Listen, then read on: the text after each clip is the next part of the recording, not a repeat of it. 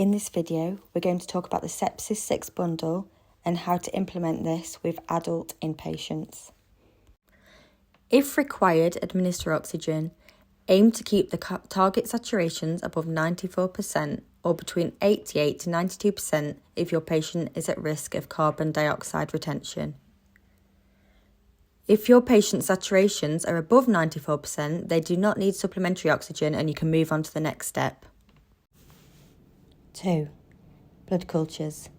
Take blood cultures from peripheral veins. You need to fill the aerobic bottle first with the blue lid and then the anaerobic bottle with the purple lid. You also need to take blood glucose, full blood count, urine electrolytes, CRP and clotting. Consider urine, sputum and wound swabs if applicable.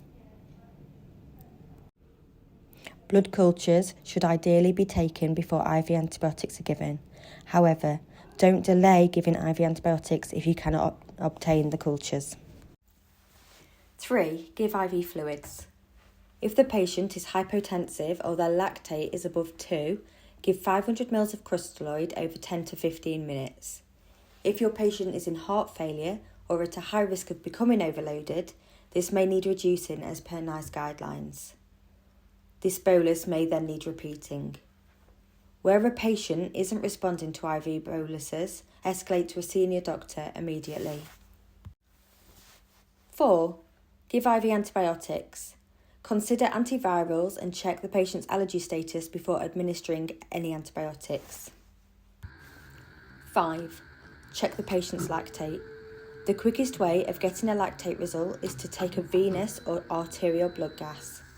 Follow fluid resuscitation guidelines. However, if a patient's lactate is above 4, urgently refer to critical care as this patient may be entering into septic shock.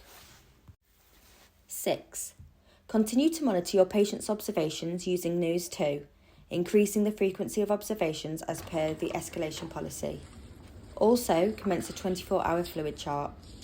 Repeat the lactate at least once per hour if the initial lactate is elevated or if the clinical condition changes. If the patient's condition fails to respond within 1 hour of antibiotics and IV fluids, escalate to a registrar or above. Pay particular attention to general failure to respond, a systolic blood pressure of below 90, a reduced level of consciousness despite fluid resuscitation, a respiratory rate above 25 breaths per minute, lactate not reducing by more than 20% of the initial value, or if the patient is clearly critically ill at any time.